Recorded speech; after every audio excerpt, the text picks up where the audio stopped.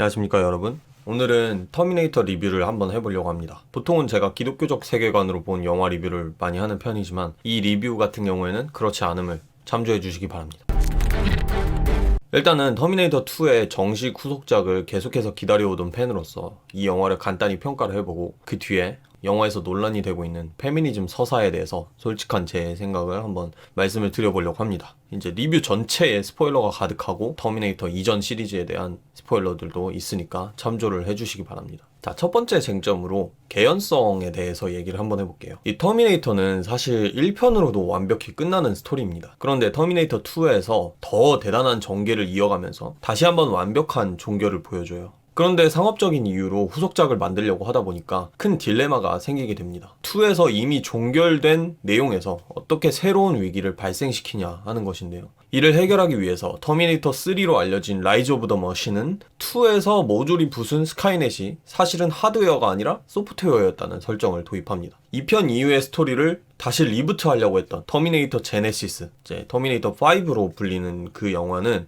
개인적으로 제가 제일 안 좋아하는 방법으로 이 문제를 해결하려고 했습니다. 일종의 데우스 엑스마키나라고 볼 수 있는 평행우주 치트키를 써버린 것이죠. 기존 팬들이 3편과 제네시스를 불쾌하게 여겼던 이유는 2편의 주인공들이 고군분투한 일들을 헛수고로 돌려버렸기 때문인 것 같습니다. 이번에 개봉한 터미네이터 다크 페이트는 인간의 탐욕이 결국 또 다른 AI를 발전시켜서 스카이넷과 비슷한 리젠을 탄생시켰다는 스토리를 전개를 합니다. 3편과 크게 차이가 없어 보이는 해결책이면서도 그나마 제일 나은 방법이라고 생각을 하는데요. 초반부에 잠깐이지만 기계로 모든 것을 대체하려고 하는 그런 인간의 탐욕이라는 주제를 슬쩍 보여주면서 개연성을 상승시키기도 했습니다. 팬 서비스를 좀 얘기를 해볼게요. 전작들과 오마주되는 장면들이 엄청나게 많았고 터미네이터 1과 2의 긴장감 넘치는 추격전이라든가 옛날 배우들의 등장, 옛날 대사나 설정들을 다시 보여준다든지 하는 그런 부분에서는 기존 팬들을 위한 서비스 의식이 느껴졌습니다. 여러 특수효과나 액션들도 꽤 볼만했고 오락영화로서는 사실 이 정도로 훌륭하기도 어렵다고 생각을 합니다. 물론 마블 덕에 우리가 CG에 대한 눈이 너무 높아져서 더 이상 그래픽에 감탄을 한다던가 하기가 너무 어렵다는 점이 아쉽기는 합니다. 자, 세 번째 쟁점. 존 코너에서 다니로의 주인공 교체. 자, 영화가 시작하자마자 존 코너를 죽여버리는 선택은 굉장히 충격적이었습니다. 저는 어안이 벙벙해서 사라 코너가 꿈꾸는 건 줄 알았는데요. 실제로 존 코너라는 존재가 터미네이터에서 워낙 거대한 위상을 차지하는 캐릭터이기 때문에 그를 죽이는 것으로 1편과 2편을 전부 부정한 것이 아니냐, 이런 혹평이 꽤 많습니다. 하지만 어차피 새로운 캐릭터들로 리부트를 할 생각이면 이게 꽤 좋은 선택이었다고 생각을 합니다. 이번 영화도 존 코너가 어이없이 처음에 죽는 바람에 스토리 진행이 꽤 궁금해졌고 초반부 몰입감에 큰 도움을 줬습니다. 특히 5편처럼 모든 것을 아예 없던 일도 만드는 것보다는 2편의 인물들이 성취한 것은 그대로 두고 인간의 탐욕이 다시 동일한 문제를 일으켰다는 이런 설정이 저는 나쁘지 않게 느껴졌습니다. 새 주인공인 다니는 존 코너를 대체할 만큼의 그런 존재감을 보여줬을까요? 제 생각엔 전혀 그러지 못했습니다. 오히려 이 영화의 문제점을 딱 하나만 뽑으라면 주저없이 다니라는 캐릭터를 꼽아도 무방할 정도입니다. 다니는 존 코너뿐만 아니라 사라 코너의 역할까지 동시에 해줘야 되는 캐릭터인데 그 무게에 비해 정말 아무런 매력도 포스도 찾아볼 수가 없었습니다. 일단 캐릭터의 성격이 너무 애매합니다. 카리스마가 넘치는 것도 아니고 그렇다고 운명에 맞서 서서히 전사로 변하는 그런 캐릭터도 아닙니다. 하다못해 최고의 포스를 보여줬어도 모자랄 만한 그 미래 회상씬에서조차 전혀 카리스마를 보여주지 못했어요. 뻔한 설교를 듣고 범죄자들이 뭔가 대단한 사실을 깨달은 것처럼 연출되는 장면은 솔직히 웃음까지 나왔습니다. 자, 둘째로 각성하는 모습이 너무 자기적입니다. 초반에는 유약하다가 갑자기 기승전결도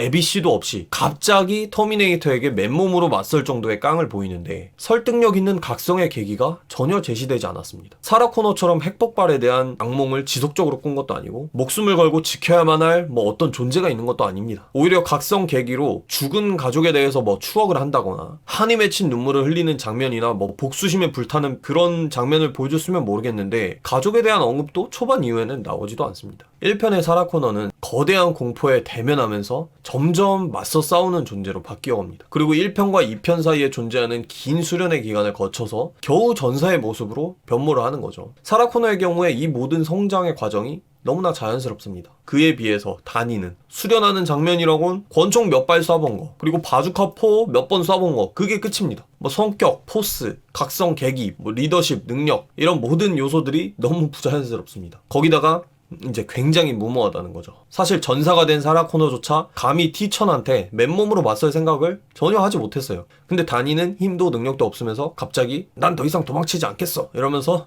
자기를 미끼로 쓰라는 패기를 부립니다. 이런 것도 능력이 있는 캐릭터가 해야 멋있지, 아무것도 못하면서 이러니까 관객들 입장에선 얘 뭐야? 멍미? 이렇게 할 수밖에 없는 겁니다. 심지어 다니보다 오히려 죽어버린 존 코너의 존재감을 더 강하게 느꼈어요. T800인 칼이 가족을 이루고 사는 모습은 2편의 존 코너가 T800에게 가르쳐주고 싶었던 그런 인간의 감정들이 결실을 맺은 상태처럼 보여서 되게 뿌듯했습니다. 그레이스라는 새로운 캐릭터도 꽤 멋있었어요. 그레이스가 이제 치명적인 핸디캡을 가지고도 굳이 과거로 온 것은 은인에 대한 그런 감사 때문일 거예요. 일단 무언가에 목숨을 거는 계기가 확실하다 보니까 이게 당위성이 있어요. 그래서 캐릭터가 부자연스럽지도 않고 1편의 카일리스와 같은 역할을 잘 해냅니다. 마지막 쟁점인 페미니즘에 대해서 좀 얘기를 해볼게요. 이 부분은 굉장히 중요합니다. 왜냐면 존 코너를 대체할 단이라는 캐릭터가 왜 이렇게 억지스럽게 느껴지는가 라는 거에 대한 대답이기 때문입니다. 감독의 억지스러운 페미니즘 주입 의도가 모든 서사와 캐릭터성을 갉아먹고 있는 거예요.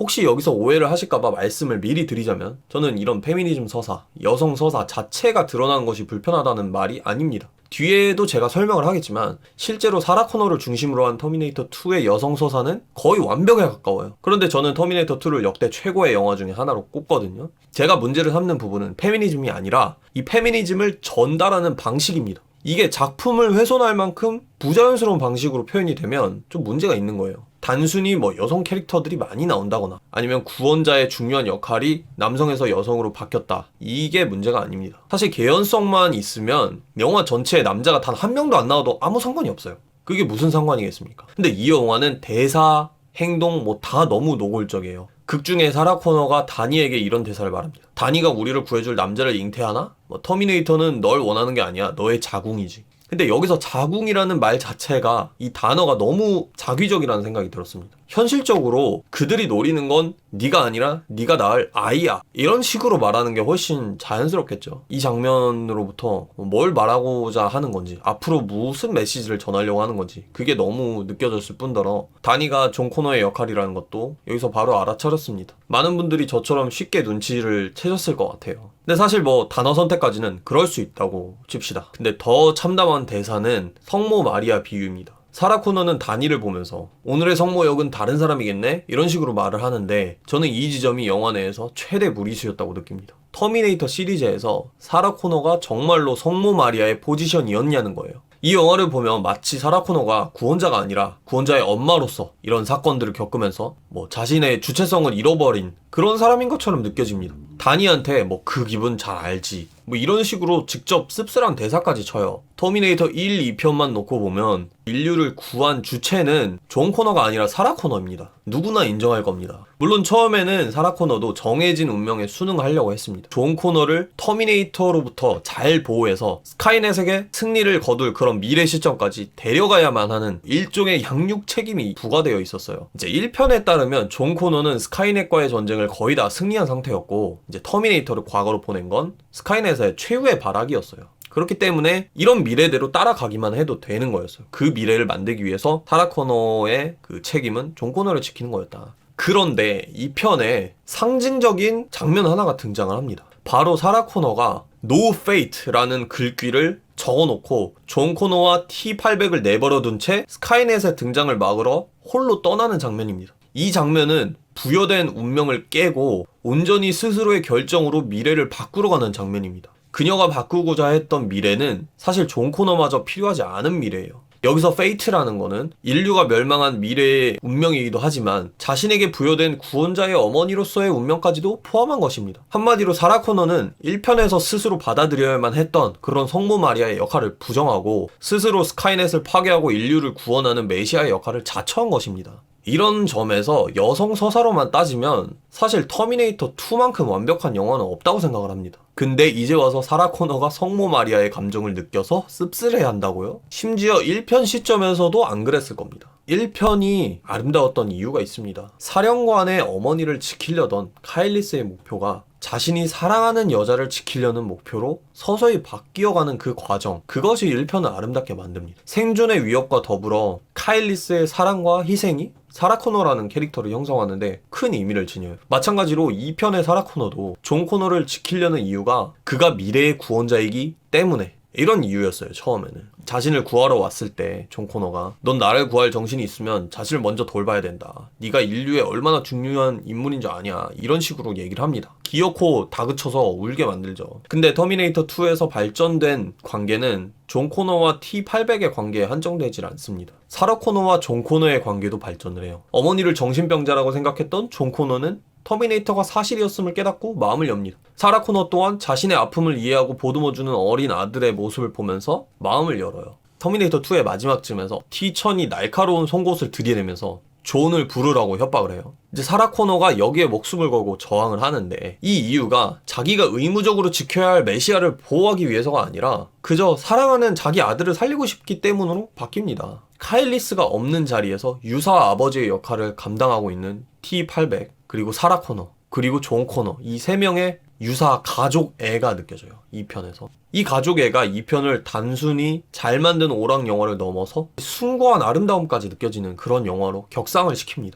자, 2편 얘기를 제가 좀 많이 했는데, 이제 제가 왜 다크페이트의 여성서사에 분노하는지 눈치를 채셨을 거라고 생각을 합니다. 새로운 여성 리더를 부각시키려고 사라 코너를 무슨 구시대적 꼰대처럼 만들어버렸어요. 단순히 바주카포를 쏜다거나 수류탄을 던진다거나 담배를 간지나게 문다고 해서 사라 코너가 훌륭하게 귀환을 한 것이 아닙니다. 그렇다고 다니가 이 모든 것을 커버할 만큼 훌륭한 캐릭터성을 지녔느냐? 참 아이러니하게도 다니는 남성 감독이 인기를 얻기 위해서 잘 펼쳐놓은 그 여성 서사, 그 위에서 정확히 계산된 패턴으로만 행동하는 잘 길들여진 캐릭터처럼 보입니다. 요즘 헐리우드 영화 그 어떤 걸 봐도 다 이런 캐릭터가 나와요. 어디서나. 한마디로 예측 불가능성이 전혀 없고 식상합니다.